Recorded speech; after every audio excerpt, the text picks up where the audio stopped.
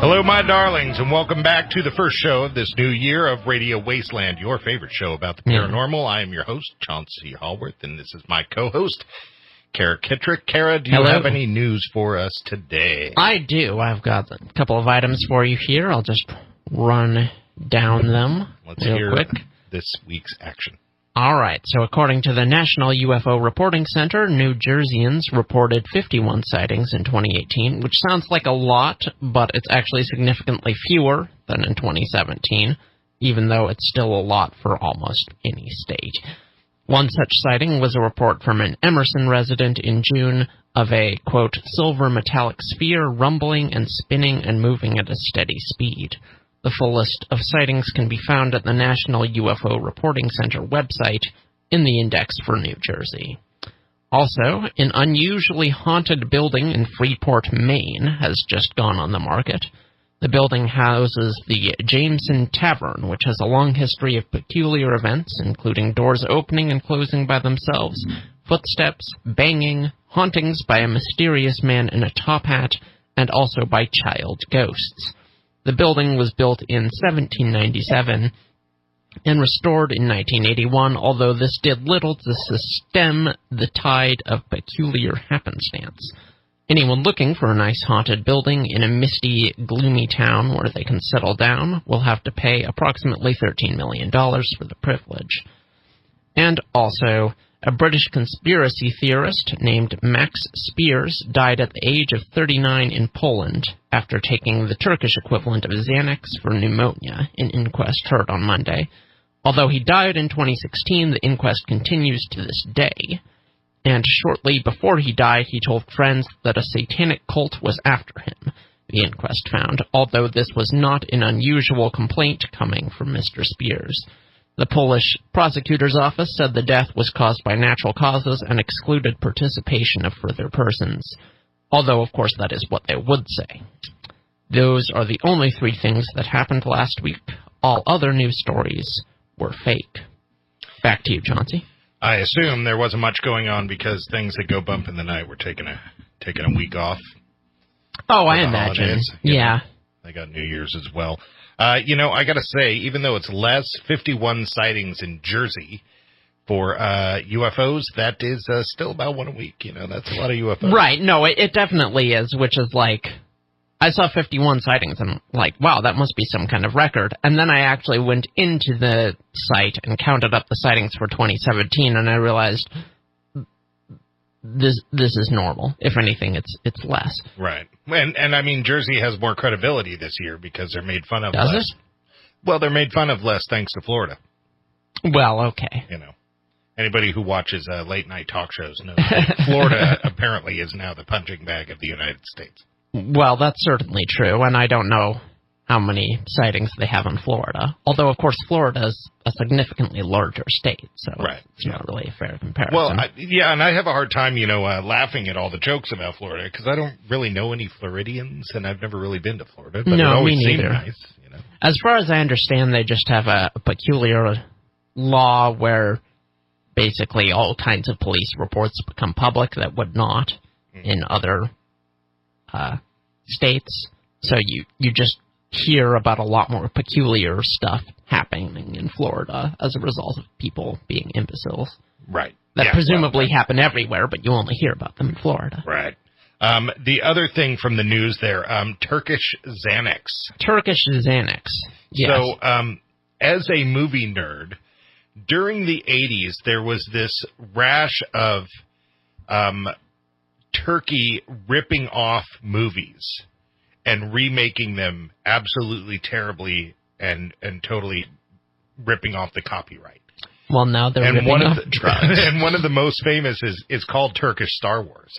Really? And if you want to see something that is just absolutely terrible, Turkish Star Wars is like the worst movie ever made. Oh, goodness. And so as soon as you said Turkish Xanax, I'm just all like, well, you get what you pay for, I guess. Yeah, so I'd never actually heard of Max Spiers before, but I looked it up, and apparently, because he was a conspiracy theorist who died under circumstances that were mysterious at the time, right? It was kind of a big deal. Right. And I mean, people are still saying it was a big deal because, he was always saying that aliens are after him and Satanists are after him and that kind of thing. And admittedly, he did die at a young age, and no one was really sure why, so that is kind of odd. Maybe they were after him. Maybe they were after him.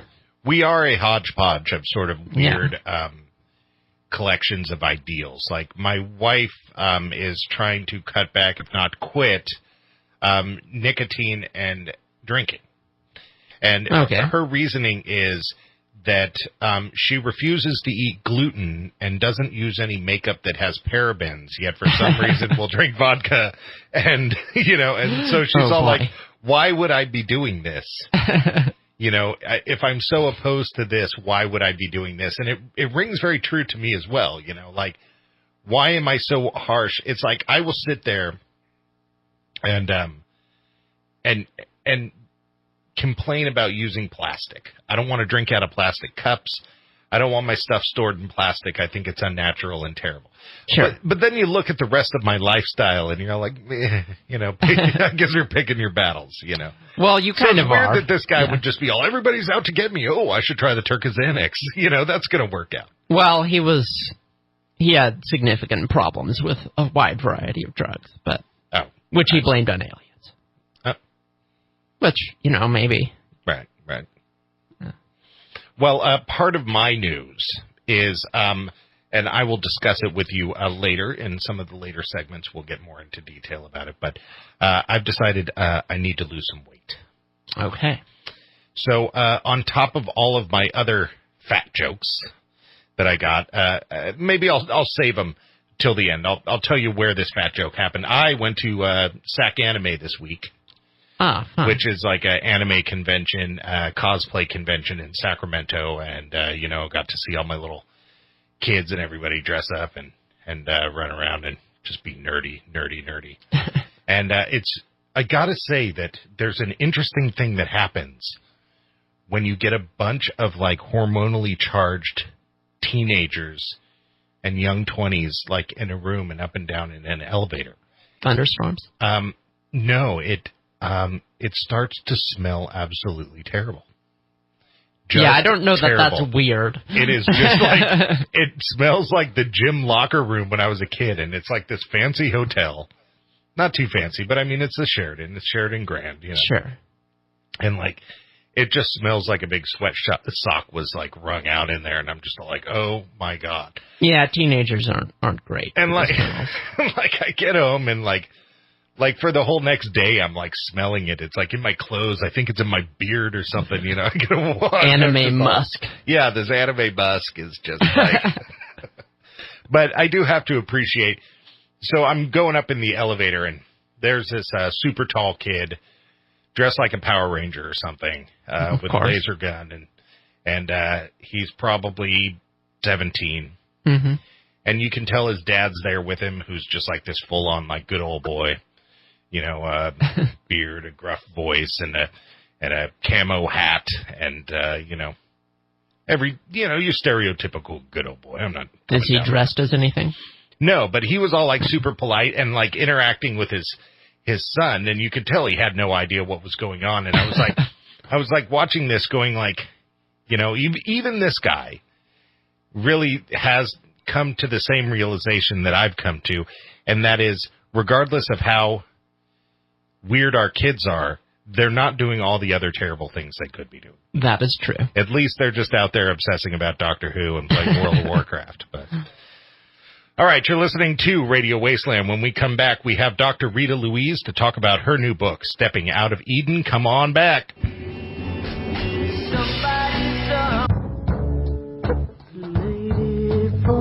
All right, welcome back to Radio Wasteland and our guest, Dr. Rita Louise. Dr. Rita, do we have you there with us? You sure do. How you guys doing? Good. I assume you go by Dr. Rita.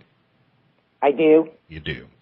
At least my good friends call me that. Oh, can I be one of those for the next hour? You sure can. All right.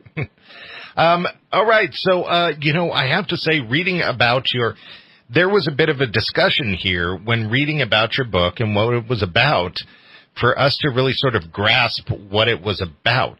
What it's about is basically asking the question of, was there some form of extraterrestrial involvement in human evolution? Is that correct?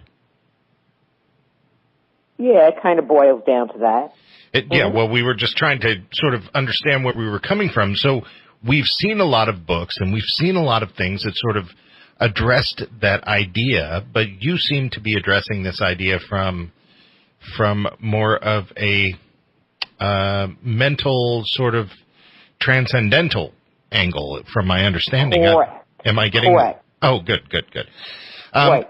So I wrote a book prior to that called E.T. Chronicles, or it's also available at Man-Made, The Chronicles of Our Extraterrestrial Gods, that looks at the history of this planet based on the mythic record.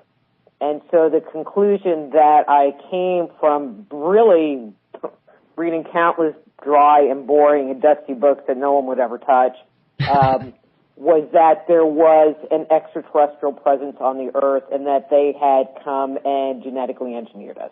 So that was kind of that topic. But I didn't really look at where we came from, how we I'm going to say evolved because I don't have a better word, from ape to man. Where did consciousness come from? Where did morals come from? Where did, all the things that we see as being human versus, and I'm a Trekkie, so I'll have to phrase it this way, there's a big difference when you watch Star Trek between, humans and Klingons or Ferengi or Vulcan, but Klingons act Klingon and Vulcans act Vulcan and humans act human.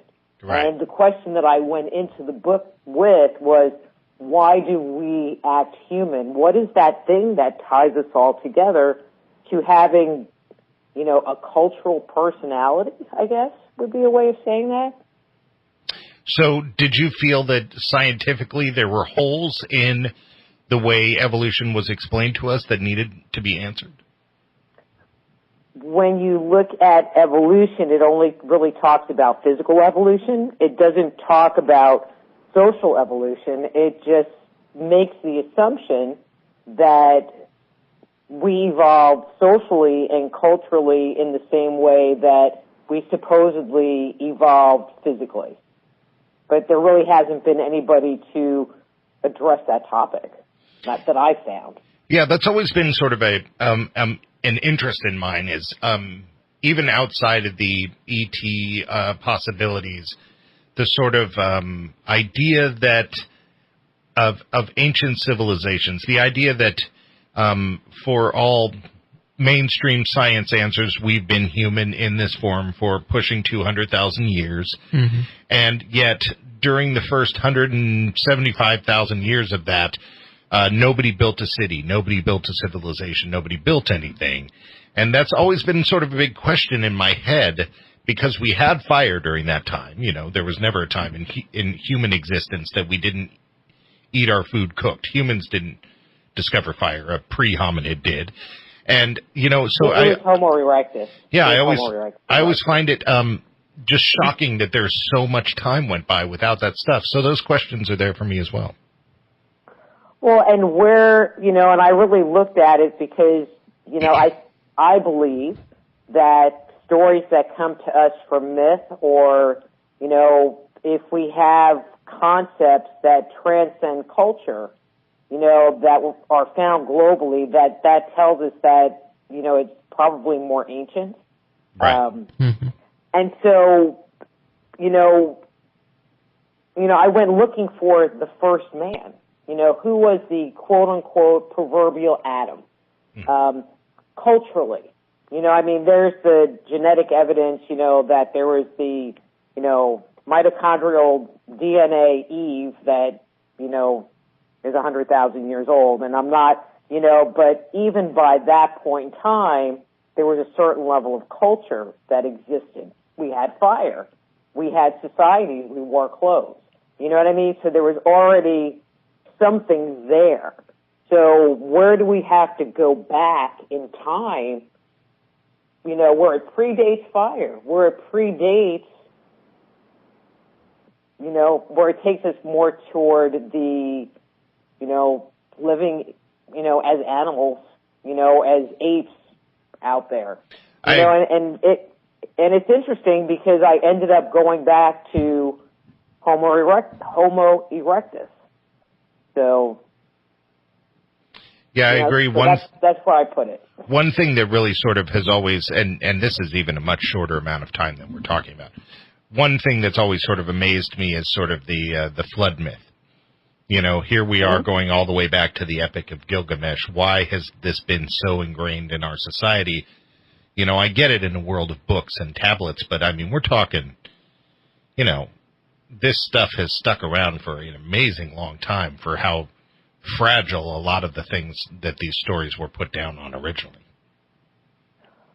Well, and that story is there are two myths that are the most consistent around the world. One is the flood narrative, that if you go from culture to culture to culture, they're relatively the same, regardless of the distance. And the other story that is, which tells you that there was something very culturally important, that it was passed on from generation to generation. And then the other, and I'm going to say myth, but it's just really kind of a snippet that you find, is when the gods gave us fire. Right.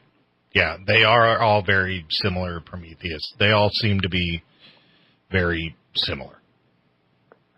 And if you read my books, I really don't say extraterrestrial in them. I say the gods, because that's how myth refers to these people, as the gods. The gods taught us agriculture. The gods taught us the movement of the stars through the sky. The gods gave us fire. The gods taught us which plants were edible and which ones weren't edible. And I joke around in the book. It's like, we must have been a pretty dumb lot that they had to give us all of this stuff, which to me is they educated us, or certain select individuals within the community, of how to do these things. Right. That we didn't figure it out. It wasn't like, there was a show, Mankind, the History of Us, or something like that. It was, on one of the cable networks. And I laughed through the entire thing. Yeah. I literally, because it's like, well, Sally invented agriculture, and Fred over here invented trade, and I'm like, really? Could you make that up anymore? And myth doesn't read that way. It never tells that we figured it out, or, it's always the gods gave it to us. So what is it about this situation that really, makes it so unbelievable that we didn't do this, and that we're really just sort of allegories and stories and so on about that? What is it that really makes you think that this just isn't possible, that we did it ourselves? One of the way that I approach this book, so Stepping Out of Eden is this new book, and my last one, E.T. Chronicles, was I look for consistency. Consistency of storyline, consistency of concept. So like the flood narrative, extremely consistent. So behaviorally, there are things that cultures all around the world do consistently. And the one that I think that most people would understand and resonate with is body modification. Elongated skulls. If it was something that one culture came up with and it spread, from one area. So let's say it started in, a certain area of Peru, and then it spread throughout Peru, that would be okay. Actually, I'll give you a better example. So foot binding in China happens in China, and you don't find evidence of foot binding in any other culture on the planet. Period. You don't. Mm-hmm. Elongated skulls, however, you find on every continent. So it says that they're, and, from a cognitive perspective, why would you do it? Right. Yeah, I've always had a lot of questions about that, because it just seems so torturous to your baby. All right, well, We're coming up on our first break here, Dr. Rita. You are listening to Dr. Rita Louise talking about her new book, Stepping Out of Eden, here on Radio Wasteland. Come on back. Everybody All right, welcome back to Radio Wasteland. We're talking to our guest, Dr. Rita Louise, about her new book, Stepping Out of Eden. Dr. Rita, you know, we're talking about the parallels of mythologies across the world. And as a person who has grown up here in Western culture, I see a lot of those with Western cultures. But I'm always a little curious about the parallels between Western and Eastern cultures. So are there a fair amount there as well? Mythologically speaking? Yes. Mm-hmm. Mm-hmm. So they have fire. Do they have flood theories? Yeah. Right. I mean, definitely. You know, I wasn't prepared to talk on that, so it's like you're catching me a little off guard on that. Oh, I'm so, you know, that's all right. I've just always been wondering if they were actually there, if those comparisons were actually there. You know, hearing a yes is really enough for me to look at more given the amount of time. Let me just touch on that a little bit from a different perspective. Okay. You know, so when I was doing my research, there were certain story narratives that were relatively intact. You know, so we have the Enulu, Elish, the Sumerian creation myth is intact. You know, we have Greek mythology, which is relatively intact.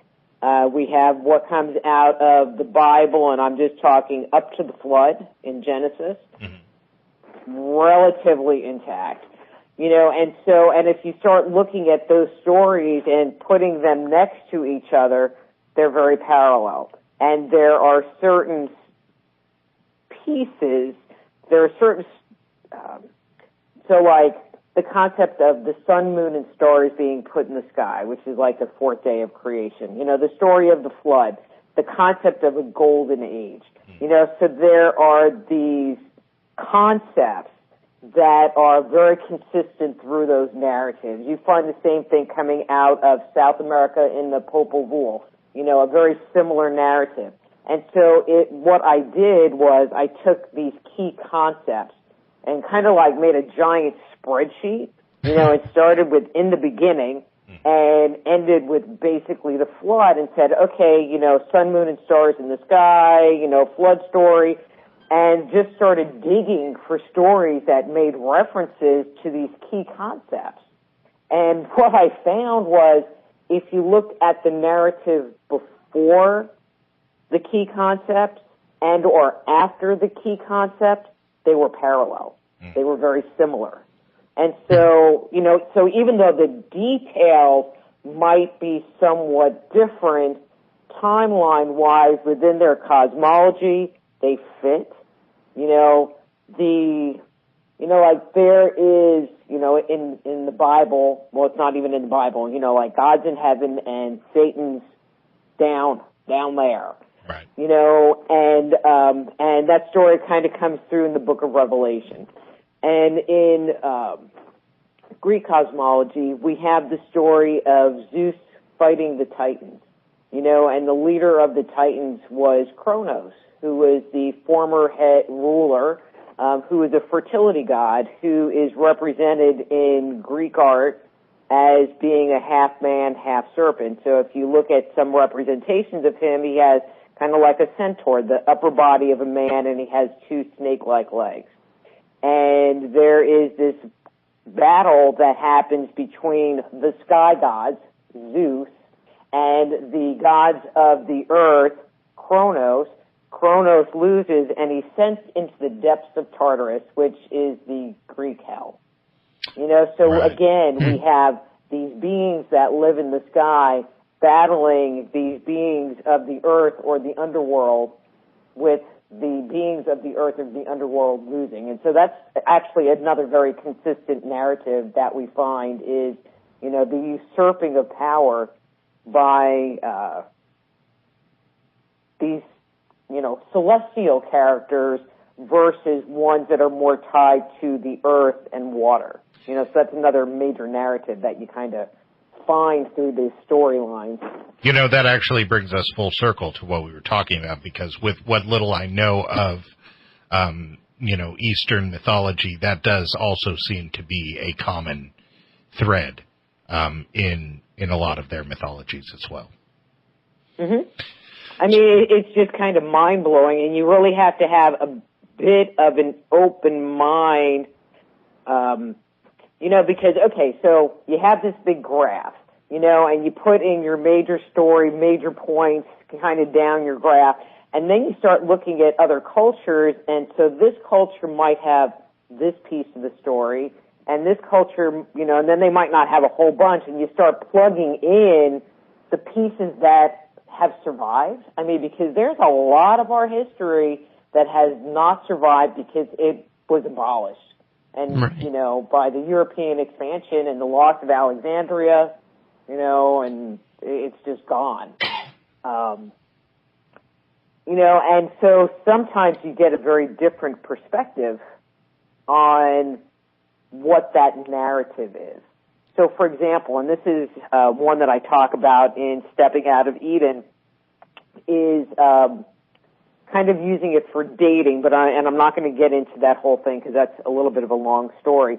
But the story, which I'm sure you've discussed on air before, is the biblical thing that talks about, and in those days the Nephilim walked the earth, and then the sons of God, mated with the daughters of men, and their children were the men of renown. So that's the biblical quote. And I looked for a long time to find a parallel. I thought it was just some weird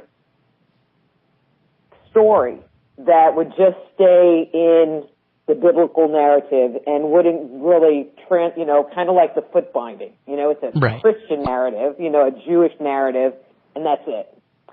But I actually found a parallel in the Ramayana, coming out of India, speaking of India.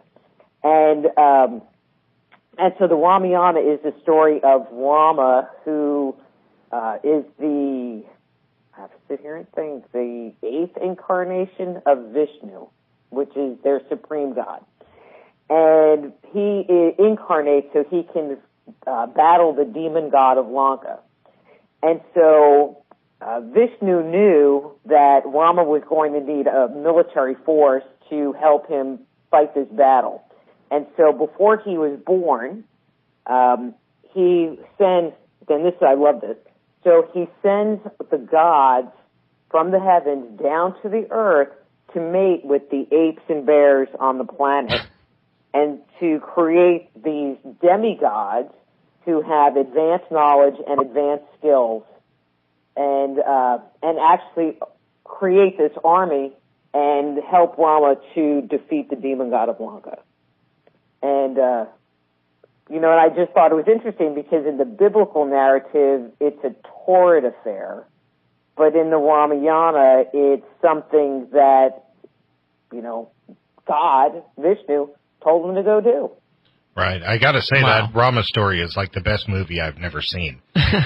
You're right. That is like a great and totally interesting story. I wish there was a great movie of it, Well, I'm one of those weird people. I read all 3 volumes, original verse, in the poetic form, and it was actually a really good, however long, story. Right, yeah, and so that's always the interesting thing is when we hit India, we seem to be hitting, once again, I'm coming from an angle that's not very well educated on the cultures of the other rest of the world like I'd like to be, but in the case of India, we seem to be coming on something that's very well documented compared to a lot of other cultures. Yes, you are exactly right. I mean, they actually are kind of prolific, and to make it through all of their texts is, there's a lot. Yeah, it's an accomplishment. And I've tried reading the Mahabharata I've made several attempts. I mean, it's 15 very big volumes. And it's just like, I haven't ever made it through the first one because it's not really like a regular just story. Like the Bhagavad Gita, I think, is book number 13, and it actually is a story narrative through the whole text. But the other books, it's like it's this story here and then this story, and we're jumping over here, and it's just like overwhelming and huge. Right, yeah, absolutely. I've been interested, but daunted because of that same reason. Dr. Rita, we're coming up on our next break here. You're listening to Dr. Rita Louise here on Radio Wasteland, talking about her new book, Stepping Out of Eden. Come on back.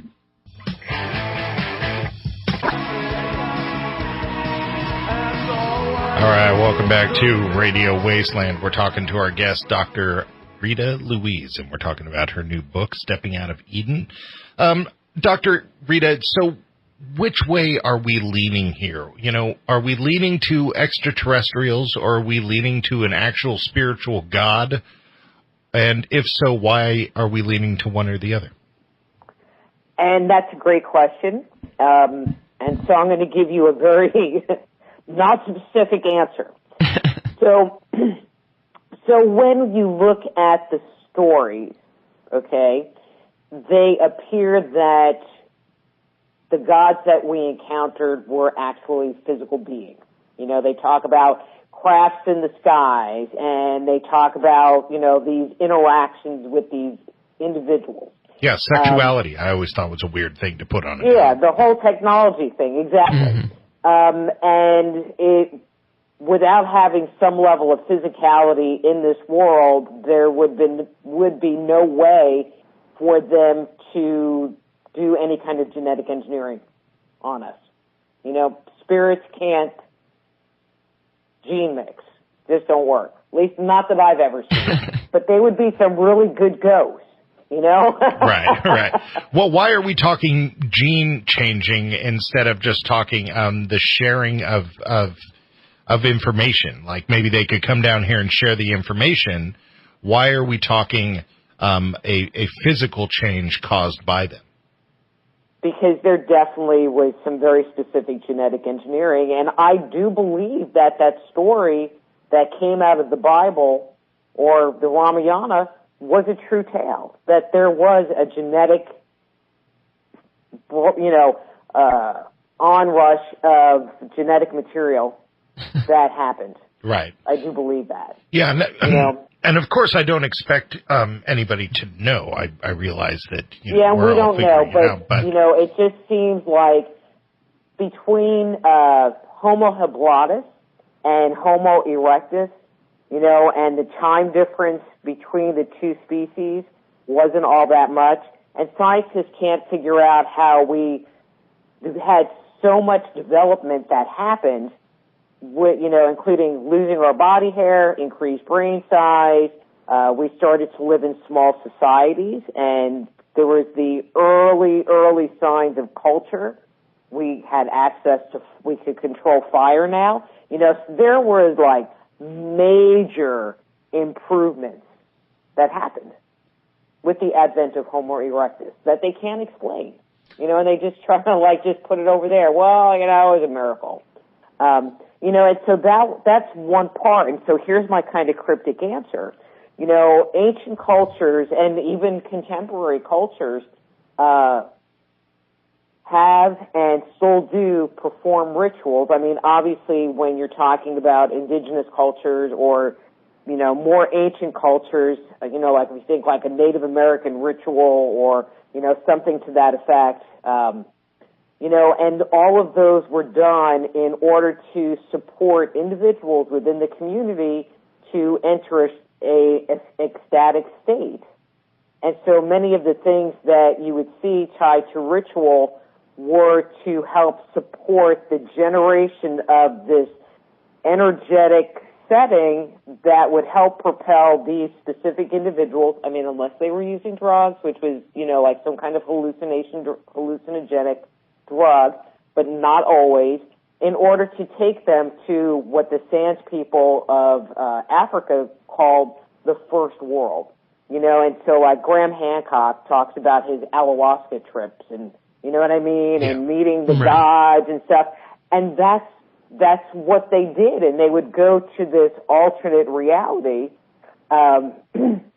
and interact with, I'm going to put this in quote, gods, ancestors, these different spiritual beings. And they would go there for information. They would go there for communion, like shaman would go there into that space in order to find out how to heal somebody. They would get guidance for the community or group. We don't know, or there's not enough documentation whether in this dream world, in this ecstatic state, and I want to call it a dream world because it's really a heightened state of our personal consciousness,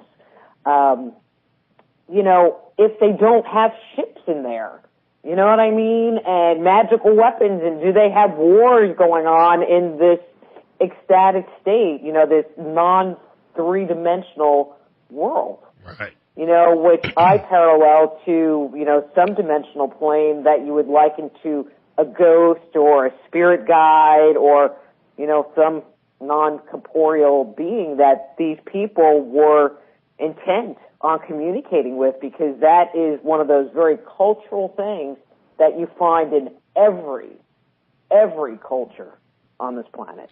Well, we don't have too much more time here, so the question I definitely want to get in before we get to the end here is, and I realize it's speculative, but what would the purpose or the reason be to alter us? I realize in the Rama story it seemed to be to fight a war for them. A lot of people sort of speculate slavery for work. What are you seeing the reason as possibly being? I mean, I don't like the slave word. I don't like that word. Nobody does. Yeah. Well, no, but I mean, just, I see what you're saying. But you can use a different word and it seems more appropriate. Instead of using slave, I think that we were bred as a domesticated species. I see, like a pachyderm. Domesticated animal. I see. You know what I mean? And so, right. I mean, I guess there are people that are out there that whip their horses and beat their cattle, you know what I mean? There are people out there that do that, but not all of them. Yeah. And when you look at the mythic record, and, we spent a lot of time remembering prayers, for the gods to intercede on our behalf for something, rain, crops, whatever. There aren't any stories of us asking the gods to intercede on our behalf so that we don't have to do some kind of labor. Right. Because my dog would worship me for food. I mean, I know it sounds ridiculous, but I mean, given the right level of consciousness, he might worship me as a god for some dog food. Because, well, I mean, I know it sounds ridiculous, but I mean, I get the idea that he's a domesticated animal. I treat him very well, and he eats food, and he doesn't understand much beyond that. I get that. That actually makes sense, and it's actually a better explanation than I've gotten for the purpose in the past. Too, yeah. Well, we're here at the end of the show. I'd like to spend a little time having you tell our audience where they can find out a little bit more about you and about where they can get their hands on your book. Sure. So the easiest way to find me or contact me is by going through my website, which is soulhealer, SOULHEALER.com, soulhealer.com, or type Rita Louise into any search engine. I'm everywhere. All of my books are on that webpage.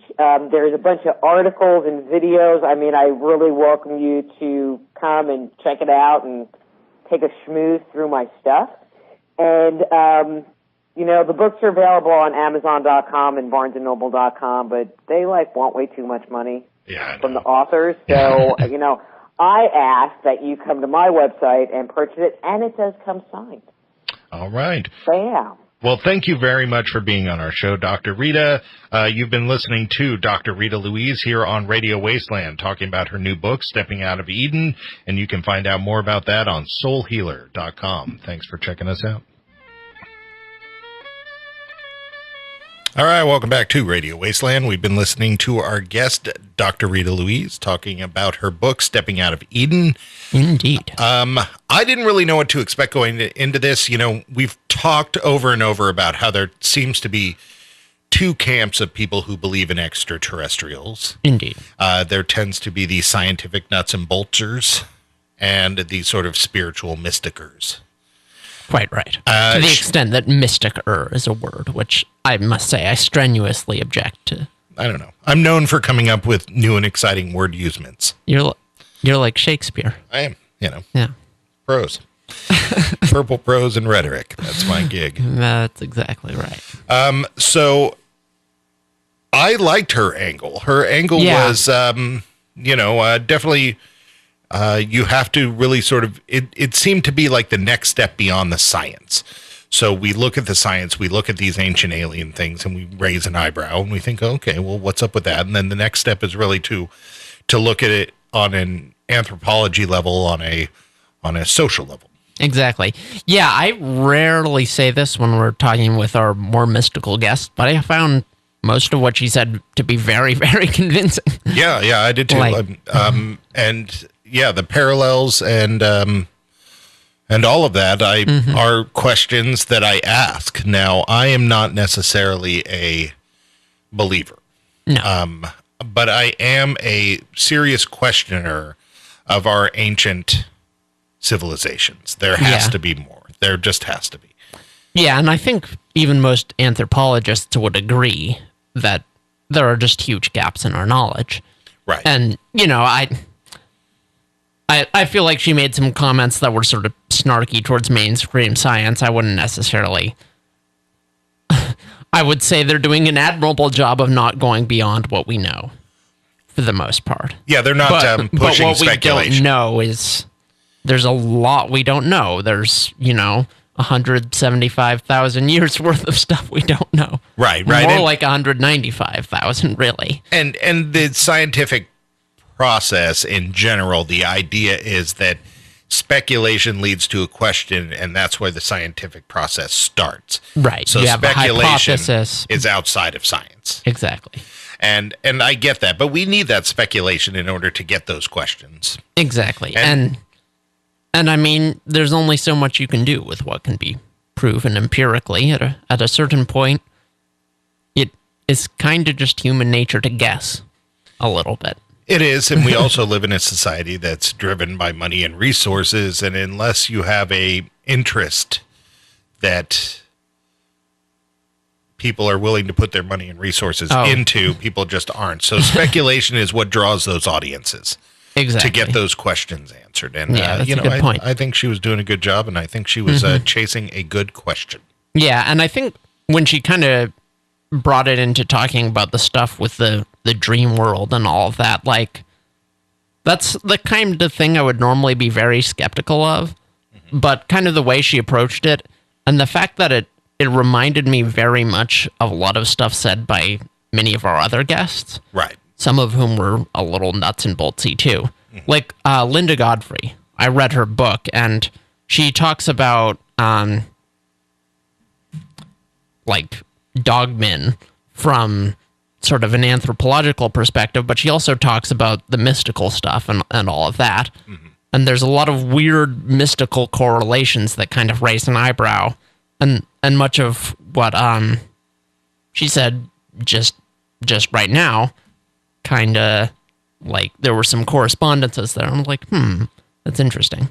Yeah, well, I personally, part of my own little journey here is to try to chase down a physicist to come on the show, because something that I really want the answer to is, if there is a multiverse, do the universes exist on top of one another, or do they exist alongside of one another, or is it really just not even comprehensible because it's fourth dimensional?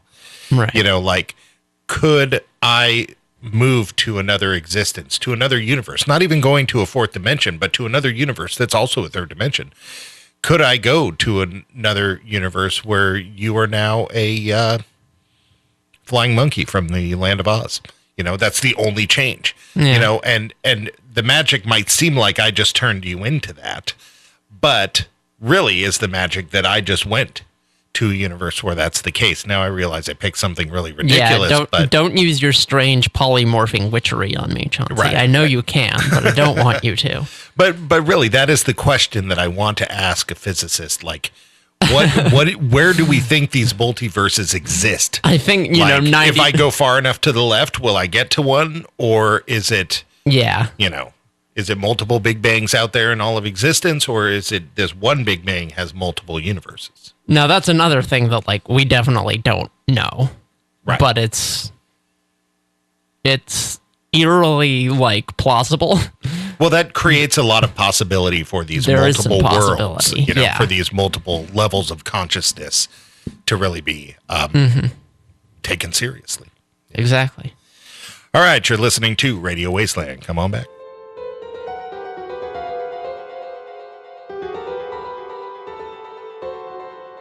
All right, welcome back to Radio Wasteland. Here we're going to talk about my weight. I had a bad experience. I hope you're okay with doing like a soliloquy this segment, because I can't relate to your struggle even a little bit. Right. You're going the opposite direction. You're trying to bulk up. You're trying to get some serious muscle going. Yeah, you know? No, I like... Getting ready for Kara's gun show. Oh, God. Why not? Yeah. Why not? You know, work for China. China was buff. I'm packing, like, sprigs of bamboo is what I'm packing. Well, so I'm at this anime convention this weekend, and I have tons of... So I have, like, 2 back-to-back stories. So I sleep with a CPAP because I'm fat, right? I think I would have slept with anyone anyway, because even when I was young and pretty, I snored like a demon. But now I sleep with this bionic nose that makes me not snore. And we can rebuild him. That's not necessary. I just need to sleep. Okay, well, we're going to rebuild you. So I go to the CPAP store, New West Medical, for those of you locally. And I go in there, and I'm getting this thing that goes on my finger and tracks how much oxygen I have overnight, right? And I'm just all, okay, well, I'm going to wear a little thing on my finger while I go to sleep. This is fine. No big deal. How could this go wrong? How could this go wrong? I ask myself, as I often do. And it didn't, and that's the end of the story? Yeah. And she takes out the thing, and she's, okay, so here's the thing, and you just clamp it, and you put it on your finger. And she's just also, do you have chubby fingers? And she grabs my hand, and she's all... Oh, yeah, you might want to wear this on your pinky. Oh. I'm just all like, oh, Critical my hit. God. That is like the worst thing ever. Oh, man. So here I am. Apparently, I have chubby fingers. I didn't know. You know, I thought I didn't know I carried my weight. We're there, sorry we didn't tell you, Chauncey. Yeah, I know. And then now I'm down at the cosplay convention a couple of days later, and we're packing our way out. And I'm teasing my wife about how she thinks men and women should be totally equal. Yet on top of that, males apparently are still the pachyderms of the species, because I have been loaded up with tons of bags while my daughters and my wife are basically cruising down with a couple of bags, and I'm loaded up like there's no tomorrow. So I'm joking about this as I'm holding these bags up like this. Sure. For those of you who can't see, which is everybody, I'm holding it up like I'm flexing. I'm somebody. Right. And I'm in the elevator with a bunch of stinky nerds, and it just smells like hell. And I'm thinking how much better I am than these terrible smelling children. And this one guy says to me, he's just all, hey, were you here? Were you part of the professional wrestling group that was here last night? And I'm all, no, and I'm wearing a shirt like I have now, so my chest hair's out, and I'm just all, yeah, it must be the chest hair, making a joke about how cool looking I am. Sure. And some other guy next to him's just all, and he's like a hipster nerd, so he's a little cooler, like he's kissed a girl. And like he's all, well, no, I think it's probably the beard. And I'm all right, the beard. And the other guy just instantly chimes in. He's just all, I think it's your build. And I'm just all like, okay, man, screw you. I'm going to kill you. And my only response is, great, to this guy. And oh, God. So basically what I'm getting at is, this is not a result of these 2 comments. I have been thinking about this for quite some time. I have decided I'm going to lose 100 pounds. All right. And I'm telling you this on the show because I'm going public. I'm going to lose 100 pounds. And I'm going to donate money. For every pound that I lose to the fire victims after a year, I'm going to give $3. Heck yeah. For every pound that I don't lose, I'm going to give $5. Okay. And I'm going to try to get other people, friends and family to sponsor me and offer to give 10 cents to $1 for every pound that I lose, and we'll give that money to fire victims, and that will be my motivation to lose weight. And it's not that I'm selfless, like I can only lose weight if I'm helping people. I do nothing for myself. I can only do it if I help people. I do lots of things for myself. They're just instant gratification things like eating and watching TV. I don't do a lot of long-term things for myself. So I do need some extra motivation. And I need some extra stuff. And so when I quit smoking, part of my quitting smoking was knowing that I needed to lose some weight and that I wasn't going to be able to exercise while smoking because I'd hack up a lung when I got halfway up a flight of stairs, you know. So sure. I knew that I had to quit smoking in order to get here. And part of what helped me quit smoking was basically going public and basically just saying, that's it, I'm done, everybody, I quit smoking, and that's that. And we shall hold you to that. And I held myself to that because, you know, I mean, I knew that not only would it be embarrassing for me to explain to other people, but, you know, maybe other people were quitting as well because they knew that it was hard. And if that you know, terrible self-control person Chauncey could do it, well, maybe they can do it too, you know. So and it's been a couple months now. It's been over 2 months. Yeah. And so here I am. I'm going to lose 100 pounds. Okay. Yeah, 100 pounds. Hopefully in a year. But you know, I mean, I don't know. I don't want to do anything unhealthy. Yeah. So I don't know. You want to spread it out. You don't want to do it, you know. Right. Within the span of half a minute. Right. I'm not going to say it's going to happen in a year because, you know, I mean, if you know, you got to pursue health and you got to make it right. But, you know, 2 pounds a week, a year, 100 pounds is a reasonable goal. Indeed. So I'm sure I'll be talking about that throughout the year because just like with smoking, I'm going to be pissed about it. All right. You're listening to Radio Wasteland. Come on back. We'll talk about what we got going on next week.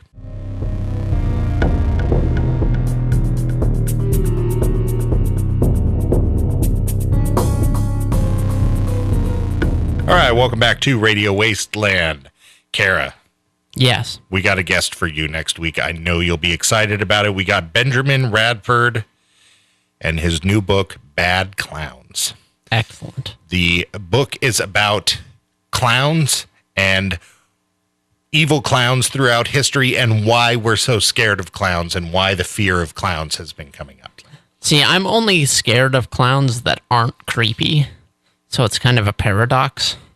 Well, not really, because originally none of them were creepy, but people were terrified of them. Exactly. Like if I'm just walking down the street and there's like a clown with a circular saw or something, and they're just standing at the end of a dark alleyway, I'm like, that guy's going to kill me.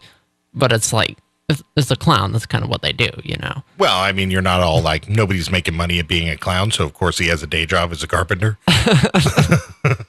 No, I'm definitely going to assume he has designs on my bones. But every time something shady happens with clowns, you know, the International Clown Society comes out and like makes some big statement about how it's ruining their careers and stuff like that. But, yeah, well, it's very inconvenient for their careers when the police start investigating their crimes. Right. So, well, I got two little factoids about clowns that I know, and one is of course John Wayne Gacy. Sure, was a clown, and I was watching that whole show. It's all over ID Channel, the news 2020 and stuff right now. They have opened a lot of those cold cases and through DNA are trying to identify the 7 bodies that they never figured out who they were. So they're reaching out to families and getting DNA who think they might be a victim and doing it. They've actually found a couple.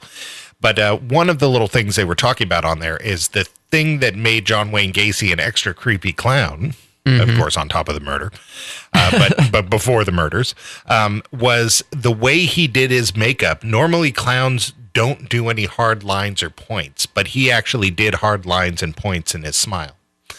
Oh. And so that's like supposedly makes him extra creepy, and clowns normally don't do that, apparently. But how are his balloon animals? You know, chopped up and under his mom's house with everything else. Okay, well. Okay, and the other factoid is, of course, Darth Maul from Star Trek The Phantom Menace is clowny looking. Darth Maul.